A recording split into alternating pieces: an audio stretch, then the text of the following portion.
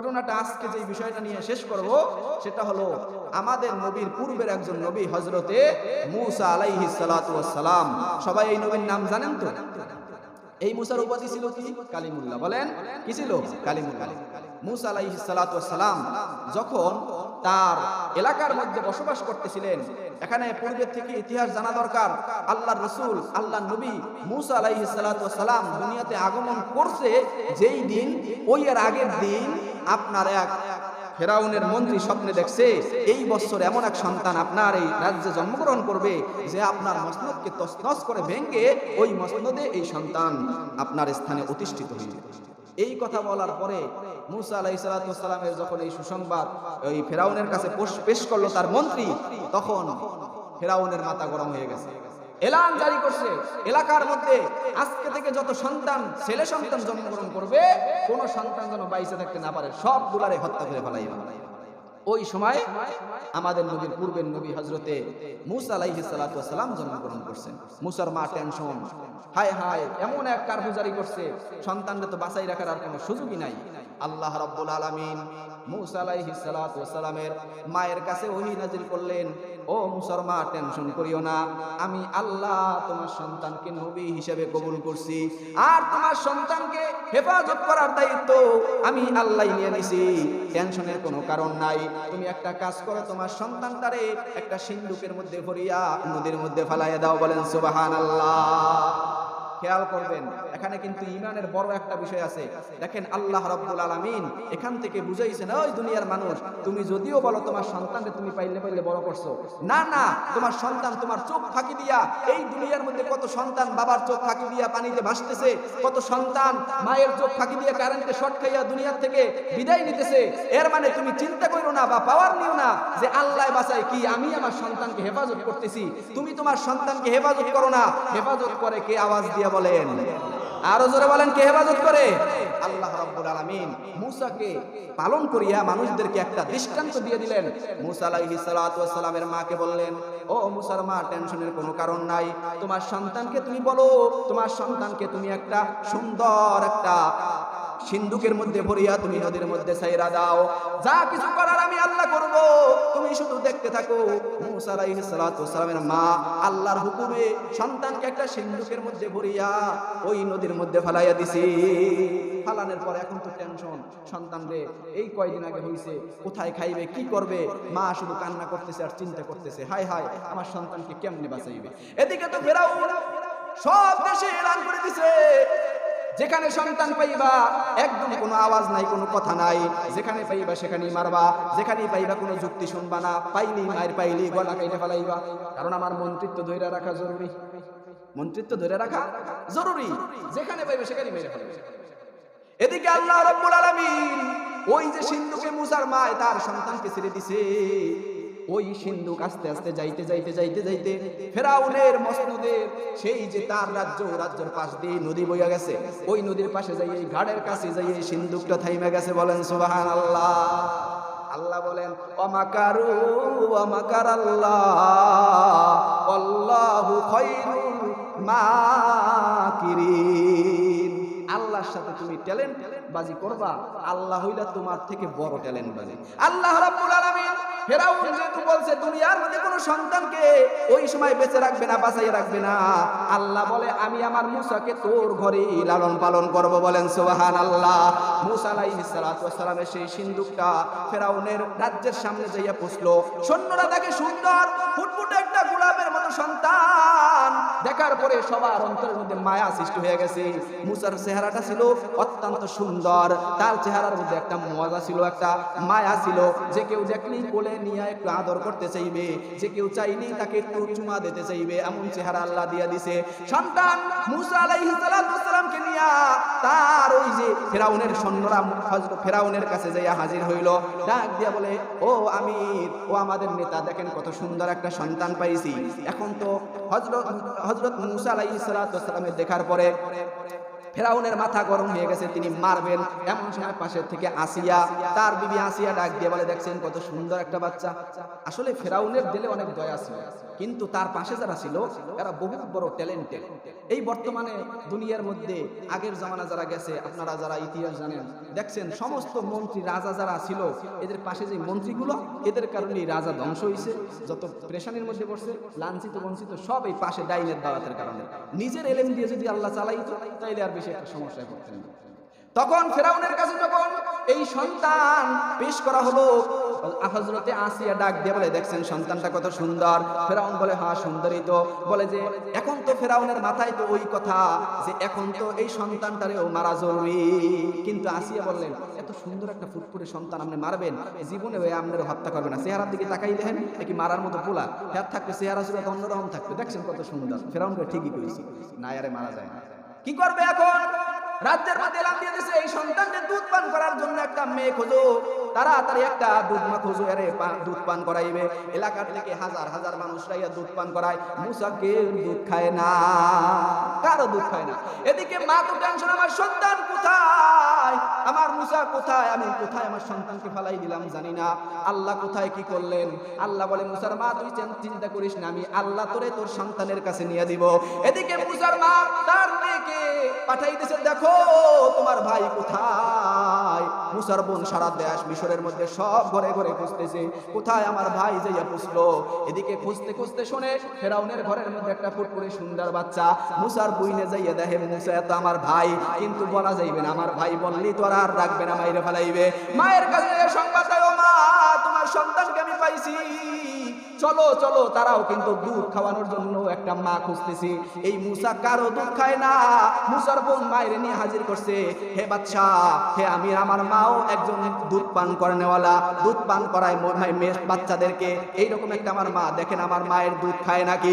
মুসা আলাইহিস সালাতু ওয়াস সালামের মায়ের দুধ যখন মুসার মুখে দেওয়া হলো, খুশিতে খুশিতে মুসা আলাইহিস সালাতু ওয়াস সালামের মায়ের দুধ খাইতেছে। বলেন সুবহানাল্লাহ। আল্লাহ জানাই দেয়, ও মুসার মা তুমি টেনশন করছিল না, আমি কইলাম না এমন চুক্তি, এমন আমি এমন ভাবে এই কি খেলবো যে মুসা ফেরাউনের ঘরেই জন্মাবে, ফেরাউনের ঘরেই লালন পালন হইবে। আমি এমন ভাবে চাল খেলবো যে মুসা যতই টেকনিক খাটাক না কেন, সে জীবনে আমার নবী মুসাকে হত্যা করতে পারবে। এদিকে দেখেন কত দিক থেকে আল্লাহ নিয়ামত দিয়েছেন। এক নম্বরে ওই মুসা আলাইহিস সালামকে পালতেছে ফেরাউন, আবার মুসার মায়ের দুধ খাওয়ানোর কারণে টাকাও দিয়েছে ফেরাউন, বইনেরও আবার এই ঘরের দায়িত্ব দিয়েছে ফেরাউন। সব দিক থেকে আল্লাহ ফেরাউনের টাকা পয়সা দিয়েই হযরত মুসাকে পালতেছেন। বলেন সুবহানাল্লাহ। বয়স আস্তে আস্তে মুসা আলাইহিস সালামের বড় হইতেছে। একদিন ফেরাউন মুসাকে কোলে নিয়া একটু হাঁটা চলা করতেছে, কি যেন একটা ভুল করে ফেলাইছে। মুসা ওইটাই কানের উপর জোরে একটা থাপ্পড় লাগাই দিয়েছে। বলেন সুবহানাল্লাহ। ফেরাউন কয়, ওরে বাবার বাবা, এত জোরে থাপ্পড়, এত রাখা যায় না, এরা তো এখনই মেরে লাইতে। এই পোলা তো সাধারণ কোনো পোলা না। আসিয়া কয়, কি হয়েছে একটুখানি পোলার প্রতি আপনি এত রাগন কে, কি করছে আপনারা কোন? আমার কানের উপর একটা জোরে থাপ্পড় লাগাইছে, আমার মনে হইলো 40 জনে মিললে জোরে একটা থাপ্পড় দিয়েছে, এমন ব্যথা আমি পাইছি। হযরতে আসিয়া আলাইহিস সালাম বলে, এটা বিশ্বাস করা যায় না। আপনার এই কথা যদি সত্যতা প্রমাণ করতে চান, তাহলে আমি একটা যুক্তি দেই, সেটা মানতে হবে। আপনি এক পাশে সোনা রাখেন, এক পাশে আগুনের কিছু গোল্লা রাখেন। যদি মুসা স্বর্ণের ওই খণ্ডটা ধরে, আমি বুঝবো আপনার কানের উপরে মুসা থাপ্পড় দিছে। আর যদি আগুন খায়, আপনার কথা বাদ। একটা যুক্তি খেলাইছে আনে। এখন মুসা আলাইহিস সালামের সামনে ফেরাউন সব রাজ্যের মানুষগুলো নিয়ে তারা দুইখানে দুই জিনিস রাখছে, স্বর্ণ রাখছে এক পাশে, আগুন রাখছে এক পাশে। রাখার পরে মুসাকে ছেড়ে দিছে, যাও বাচ্চা তুমি যাও। যাওয়ার পরে মুসা আলাইহিস সালামকে কন্ট্রোল করতেছে কে? আরো জোরে বলেন কে? মুসা আলাইহিস সালাম যাইয়া ওই আগুন বাদ দিয়া সোনা ধরা ধরছে। এমন সময় ফেরেশতারা টাইনা নিয়া মুসারে আগুনের মধ্যে হাতটা দিয়ে দিছে। মুসা আগুনের কিছু আঙ্গার নিয়া মুখের মধ্যে দিয়ে দিল। আল্লাহ রাব্বুল আলামিন এই সামান্য কষ্টের মাধ্যমে মুসার জীবনটারে বাঁচাইয়া দিলেন, ঠিক কিনা? এই জন্য মুসলমান খেয়াল রাখবেন, সামান্য কিছু বিপদ যদি আসে, রাস্তায় হাঁটতেছেন ঠ্যাংরা যদি ভাঙ্গিয়া যায়, হঠাৎ যদি রাস্তায় হাঁটতেছেন গাড়ি যদি আপনাকে এসে ধাক্কা দেয়, কষ্টের কোনো কারণ নাই, হতে পারে আপনার জিন্দেগিটাই চলে যাইতো, কিন্তু আল্লাহ আপনাকে একটা ধাক্কার বরকতে বাঁচাই রাখছে।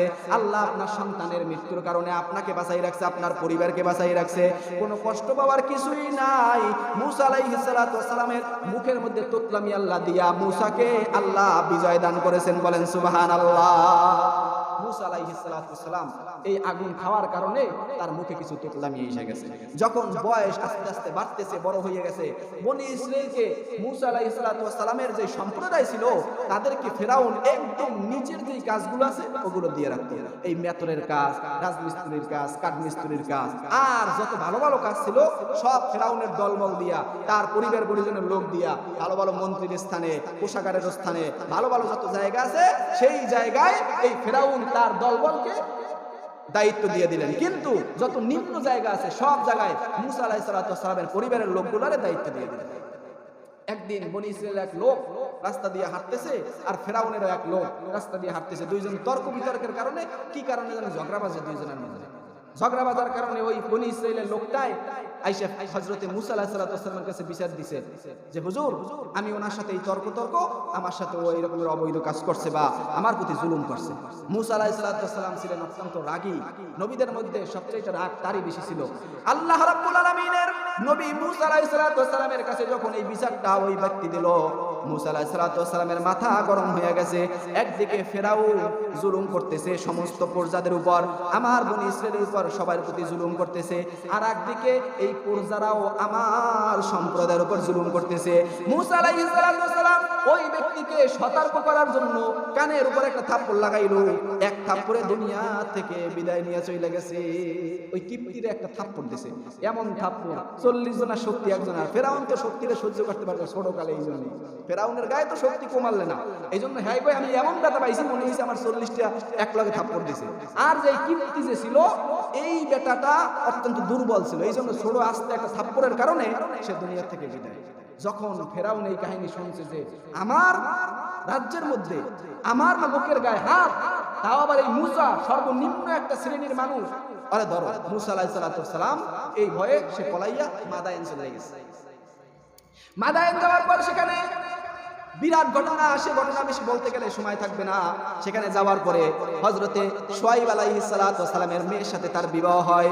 বিবাহ বন্ধনের পরে তারা দুইজনে সুন্দর জীবন যাপন করতেছে। হঠাৎ করে আর ওই এলাকায় থাকার ইচ্ছা করলেন না। তিনি চিন্তা করলেন আমি আমার দেশ মিশরে আবার চলে যাব। এই মিশরে যাওয়ার সময় নবুয়ত পাইতেছেন, এই ঘটনাই সামনে আসবে। তো আল্লাহ রাব্বুল আলামিন মূসা আলাইহিস সালাতু ওয়াস সালামকে ছোট থেকে একদম বড় পর্যন্ত কার ঘরে বাঁচাইলেন? ফেরাউনের ঘরে। শত্রুর ঘরে আল্লাহ রাব্বুল আলামিন দেখাই দিলেন যতই শত্রু তুমি করো দুনিয়ার কেউ আমি আল্লাহ না চাইলে কাউকে কেউ মারতে পারবে না। এই জন্য আল্লাহ রাব্বুল আলামিন মূসা আলাইহিস সালাতু ওয়াস সালামকে তার মনের ইচ্ছা জাগাইলেন যে তুমি মাদায়েন থেকে তোমার নিজ এলাকায় মিশরে চলে যাও এবং সেখানে যাইয়া ফেরাউনকে দাওয়াত দাও। আসতেছে এমন সময় শীতকাল, রাতের অন্ধকার, কিছু দেখা যায় না, বিবিরে নিয়ে চলতেছে। হঠাৎ করে তিনি চিন্তা করলেন এখন যদি একটু আগুন পাইতাম বিবিদেরকে নিয়ে একটু চলা আমার জন্য সহজ হয়ে যেত, কিন্তু কোথায় কোনো আগুন নাই। হঠাৎ চলতেছে হঠাৎ দেখে দূরের মধ্যে একটা আগুনের ছোট ছোট ঝিলকি দেখা যায়, বলেন সুবহানাল্লাহ। ঝিলকি দেখা যায়। তিনি স্ত্রী এবং পরিবার পরিজনদেরকে বললেন তোমরা এখানে থাকো, আমি দেখতেছি ওই আগুনের খণ্ড, হয়তো ওখান থেকে কিছু আগুন আই না তোমরা একটু তাপ গ্রহণ করতে পারবা, অথবা আমি আশা রাখি ওই আগুনের কাছেই কোনো লোক আছেন, তাদের কাছে জিজ্ঞেস করবো মিশর কোন দিকে, আমরা আমাদের পথটা সুন্দরভাবে পাইয়ে যাইব, বলেন সুবহানাল্লাহ। মূসা আলাইহিস সালাতু ওয়াস সালাম স্ত্রী পরিবার পরিজনদেরকে বসাইয়া ওই আগুনের দিকে রওনা হলেন। আগুনের দিকে যাইতেছে। যাওয়ার পরে যখন আগুনের কাছাকাছি পৌঁছে গেছে, আল্লাহ রাব্বুল আলামিন সূরা তাহার ভিতরে এই আলোচনা স্পষ্ট করছেন, পুরো আলোচনা আছে। আল্লাহ রাব্বুল আলামিন বলেন ফালাম্মা আতাহা নুদিয়া ইয়া মূসা। আল্লাহ রাব্বুল আলামিন বলেন মূসা যখন আগুনের কাছাকাছি আসলো আমি উপর থেকে আওয়াজ দিলাম, ক্বালা ইয়া মূসা। আল্লাহ রাব্বুল আলামিন উপর থেকে ডাক দিলেন হে মূসা ইন্নী আনা রাব্বুকা, আমি হলাম তোমার আল্লাহ। বলেন সুবহানাল্লাহ। ফাখলানা আলাইকা ইন্নাকা বিল ওয়াদিল মুকাদ্দাসি তুয়া, ও মুসা তোমার জুতাকে খুলে ফেলো, এটা হলো একটা পবিত্র পাহাড়, যেই পাহাড়ের মধ্যে আমি আল্লাহ তোমাকে নবী হিসেবে প্রেরণ করব। এই এলানটা আজকে তোমাকে এই পাহাড়ে বসিয়েই দিব। তুমি তোমার জুতাকে খুলিয়া এই তুয়া পাহাড়ের উপর আসো, তোমার সাথে আমার সাথে কথা আছে। আল্লাহ রাব্বুল আলামিনের হুকুমে মুসা আলাইহিস সালাতু ওয়াস সালাম জুতা খুলিয়া যখন পাহাড়ের উপর উঠলেন, আল্লাহ রাব্বুল আলামিন বলেন আনা রাব্বুকা আনা লা ইলাহা ইল্লাল্লাহ, আল্লাহ আমি হলাম আল্লাহ, আনাল্লাহ লা ইলাহা ইল্লা হুয়া, আমি হলাম আল্লাহ, আমি ছাড়া আর কেউ কোনো মাবুদ দুনিয়ার মধ্যে নাই। মুসা আলাইহিস সালাতু ওয়াস সালামের কাছে আল্লাহ রাব্বুল আলামিন ওহী নাজিল করলেন, করার পরে বললেন ও মুসা তোমাকে আমি নবী হিসেবে প্রেরণ করলাম, তোমাকে আমি নবুয়তের দায়িত্ব দিলাম। এক নাম্বার কাজ করবা, তুমি ফেরাউনের কাছে যাইয়া আমি আল্লাহর এই দাওয়াতটা তুমি পৌঁছাইয়া দিবা। একদিকে তো ওই যে একটা ভুলের কারণে ফেরাউন থেকে তো পলাই আসছে, আবার আল্লাহ রাব্বুল আলামিন আদেশ দিলেন ওই জালেম সবচেয়ে বড় যে শত্রু তার কাছে দ্বীনের দাওয়াত পৌঁছানোর জন্য। বলেন সুবহানাল্লাহ। আল্লাহ যদি চায় তাহলে কেউ কি করে মারতে পারে? আল্লাহ রাব্বুল আলামিন মুসা আলাইহিস সালাতু ওয়াস সালামকে ওহী নাজিল করলেন। এরপরে আমরা সকলেই জানি মুসা আল্লাহর সাথে কথা বলছে, ওই দিনই ওই জায়গায় বসেই আল্লাহ রাব্বুল আলামিন ডাক দিয়া বলে হে মুসা তোমার হাতে ওটা কি? আল্লাহর নবী মুসা আলাইহিস সালাতু ওয়াস সালাম বলে ও আল্লাহ এটা আমার লাঠি, এটা দিয়ে আমি ভর করিয়া চলি এবং আমার মেষ যেগুলো আছে, আমার গবাদি পশু আছে, এগুলোর পাতা আমি পারিয়া দেই এবং অন্যান্য কাজকর্ম করে। আল্লাহ রাব্বুল আলামিন বলেন হে মুসা তুমি তোমার লাঠিকে জমিনের মধ্যে ফেলে দাও। মুসা আলাইহিস সালাতু ওয়াস সালাম আল্লাহর হুকুমে লাঠিটারে জমিনে ফালানোর সাথে সাথে সেটা একটা বিশাল সাপে পরিণত হয়ে গেছে। বলেন সুবহানাল্লাহ। আল্লাহ রাব্বুল আলামিন এই সমস্ত ঘটনার দ্বারা মুসার মধ্যে ইতমিনান পয়দা করতেছে, কারণ যে কোনো কেউ তো আইসে উপর থেকে বলতে পারে যে আমি আল্লাহ, আমি নবী, আমি উমুক তুমুক। এই সমস্ত কাহিনী যেন অন্তরে সন্দেহ সৃষ্টি না করে, এই জন্য আল্লাহ রাব্বুল আলামিন মুসাকে বললেন মুসা তোমার লাঠিটারে ফালাও। মুসা আলাইহিস সালাতু ওয়াস সালাম লাঠিটা ফালাইলেন, ফালানোর সাথে সাথে বড় একটা সাপ হয়ে গেছে। এখন আল্লাহ রাব্বুল আলামিন বলেন ও মুসা ওইটারে ধরো। মুসা বলে আমি ভয় পাই আল্লাহ। আল্লাহ বলে লা তাখাফ, ভয় পাইও না, তুমি ধরো। মুসা আলাইহিস সালাতু ওয়াস সালাম ধরার সাথে সাথে সাপটা আবার লাঠিতে পরিণত হয়ে গেছে। আল্লাহ রাব্বুল আলামিন এক নাম্বার তার নিয়ামত দিলেন যে লাঠি যদি মাটিতে ফালায় সাথে সাথে সাপ হয়ে যায়। যে কেউ বিশ্বাস করবে না যে তুমি নবী, কি তোমার কাছে ডকুমেন্ট আছে, কি প্রমাণ আছে বলো তো? সে বলবে আল্লাহ আমাকে দিবেন যে আমি যদি আমার লাঠি মাটিতে ফালাই সাথে সাথে সেটা সাপ হয়ে যায়। আল্লাহ রাব্বুল আলামিন দুই নম্বরে তারে একটা মুজিজা দিলেন, তার বগলের নিচে হাত দিলেই তার হাতটা সাদা হয়ে যাইত। এই সাদা হাতের কারণে এত সুন্দর আলো হয়ে যাইত, মানুষ দেখলি অটোমেটিক বুঝতে পারত এটা আল্লাহরই একটা বড় মুজিজা। বলেন সুবহানাল্লাহ। আল্লাহ রাব্বুল আলামিন এই মুজিজা দিয়া যখন তারে একদম কন্ট্রোল করলেন, তখন মুসা আলাইহিস সালাম বলে আল্লাহ আমি তো এই ডকুমেন্টস গুলো পাইছি, কিন্তু দাওয়াত দেওয়ার জন্য তো মুখ লাগবে, আমার তো জিহ্বা ওই ছোটকালে পুড়ে গেছে মাওলা, আমি তো কথা বলতে পারি না। আল্লাহ রাব্বুল আলামিন কোরআনের ভিতরেই বলেন মুসা আলাইহিস সালাতু ওয়াস সালাম আমার কাছে বলল রব্বি ইশরাহ লি সাদরি ওয়া ইয়াসসির লি আমরি ওয়াহলুল উকদাতাম মিন লিসানি ইয়াফকাহু কওলি। আয় আল্লাহ আমার সিনাকে, আমার বক্ষটাকে আপনি উন্মুক্ত করে দেন, আমার জন্য আমার জিহ্বাকে আপনি সুন্দর করিয়া দেন এবং আমার জন্য হালাল রিজিকের ব্যবস্থা করে দেন। আল্লাহ রাব্বুল আলামিন মুসা আলাইহিস সালাতু ওয়াস সালাম এই দোয়াকে কবুল করে নিলেন। মুসা আলাইহিস সালাতু ওয়াস সালাম সাথে সাথে বললেন আল্লাহ আমি একা গেলে আমার ভয় করে, আপনি মেহেরবানি করে আমার ভাই হারুন আছে তাকেও আপনি আমার সাথে দিয়া দেন। আল্লাহ রাব্বুল আলামিন মুসা আলাইহিস সালাতু ওয়াস সালামের দোয়া কবুল করলেন, সাথে সাথে তার ভাই হারুনকেও তার প্রতিনিধি বানাইয়া দুইজনকে বললেন তোমরা আমার জিকির বেশি বেশি করবা আর ফেরাউনের কাছে যাইয়া আমি আল্লাহর দাওয়াত পৌঁছাইবা।